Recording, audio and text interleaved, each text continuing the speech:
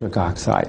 What you can do, though, is you can take the ingredients that the body uses to make nitric oxide, and you can take the ingredients that will stabilize the nitric oxide, prevent it from breaking down and lasting longer in your body. And so you could do this by taking certain amino acids like arginine and citrulline, and then you can take certain antioxidants like vitamin C, vitamin E. There are many other kinds of antioxidants. And so by taking these different ingredients, these different natural ingredients all at the same time, you will maximize your body's ability to make the nitric oxide. And so that's how you boost your nitric oxide production. In this next part of the American Health Journal, Dr. Rignaro tells us the benefits of using nitric oxide as part of our daily regimen of diet and exercise, as well as how you can learn more about his research, the age-proofing of your cardiovascular system, and his three-step plan to a healthier heart, which he explains in detail in his new book, No More Heart Disease. But first, we spoke with Dr. Andrew Myers about the role nitric oxide plays in our body. Nitric oxide is naturally produced by cells that line the arteries, and those cells producing nitric oxide help to control and regulate the blood flow throughout the body. So when the blood flow is regulated, blood pressure can be lowered, muscles can be delivered oxygen and nutrition much more efficiently.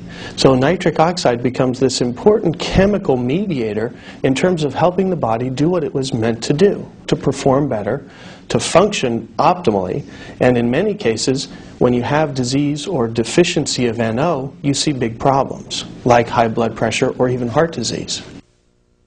The benefits of nitric oxide are many, and they focus mainly in the cardiovascular system, but this also impacts on other systems as well.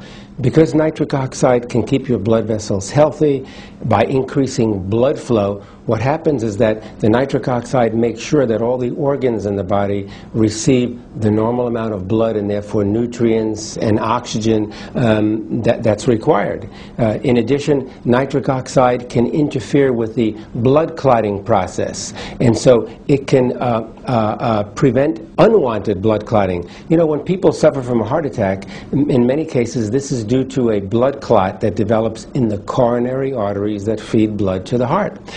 By the same mechanism, when a person gets a stroke, this is generally due to the development of a blood clot in the cerebral arteries that carry blood to the brain. And so you don't want this to occur normally. The only time you want a blood clot to occur is when you injure yourself, you get a cut, and you want a clot to form because that forms a plug and prevents the excessive loss of blood. But you don't want those blood clots to occur in a normal, inside, within an artery in the brain or heart. So nitric oxide is something we make to prevent that unwanted clotting of blood. When nerves stimulate different parts of the body, they do so by releasing a chemical. Well, the major chemical in the brain that is released from many nerves is nitric oxide.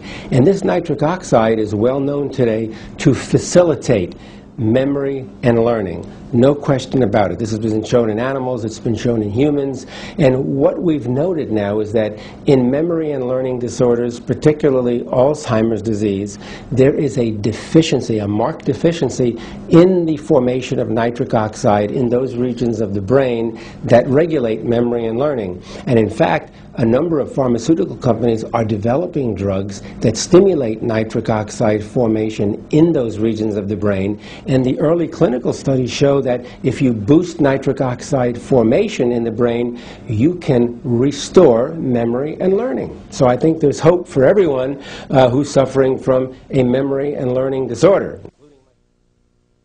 Not only does nitric oxide decrease the blood pressure and protect against heart disease and so on, but let's keep in mind one of the major effects of nitric oxide in the body, and that is to function as a vasodilator. This means it's going to widen or relax the arteries, and when that happens, of course, you're going to increase the flow of blood to the other end. Okay? Well, we made an interesting discovery back in 1990 when we showed that the nerves that go to the erectile tissue of men and women actually release nitric oxide as the signaling molecule or neurotransmitter.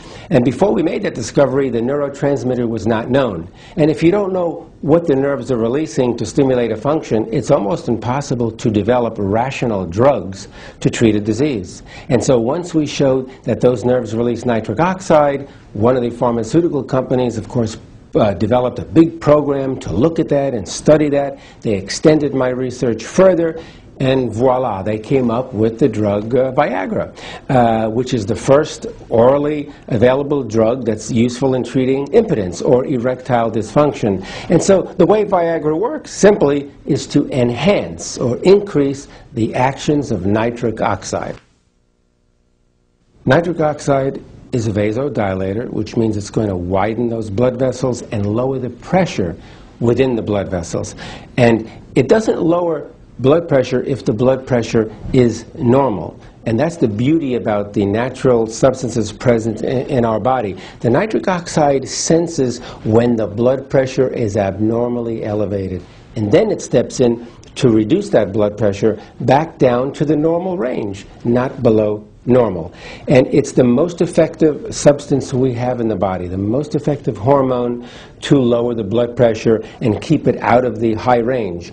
And it's something that you want to do all the time. You want to have sufficient amounts of nitric oxide around all the time to keep that blood pressure down, because high blood pressure can lead to a heart attack. The single most common cause of cardiovascular disease is a persistent high blood pressure that the person does not control, because that pressure against the arteries will eventually tear apart the cells, rip apart the arterial cells, and this is going to cause irreversible damage to the arteries. This will start the development of a plaque formation, cholesterol buildup in the arteries. This will begin to precipitate blood clotting, which means you can get a blood clot in the heart, which can cause a heart attack. You can get a blood clot in the brain, which can cause a stroke. So nitric oxide is the body's natural way to prevent all of these things from happening. One of the most common causes of a heart attack or a stroke is the development of atherosclerosis, which is nothing more than an inflammatory disease of the arteries. And this comes about when you have cholesterol buildup. In other words, a bad cholesterol, LDL cholesterol buildup will actually cause a change in the structure of the arteries. The blood will begin to clot. There'll be all kinds of debris clinging to one another, and this constitutes the buildup of plaque in the arterial wall, which can obstruct blood flow, and worse yet, if those plaques become disrupted for any reason, they can travel to different parts of the body, and they travel to the brain, you can have a stroke. If they travel to the heart, you can have a heart attack. The way the body protects naturally against the development of high cholesterol is through nitric oxide. Nitric oxide functions to keep the balance of the various lipids in the arterial system. So it helps to maintain the good cholesterol and the bad cholesterol at healthy levels. Okay? And so some of your very famous drugs, and I think everybody's heard of the statin drugs. There are many different companies that make different kinds of statin drugs, and they're great in reducing your bad cholesterol. Anybody who has a cholesterol level of 250 or 300 or higher, after taking statins, sometimes that level could be reduced back into the 100 range. And the way those statins work is by stimulating nitric oxide formation in the arteries. So, you know, if you have sufficient amounts of nitric oxide in your healthy arteries, you don't have to take the statin drugs. Nitric oxide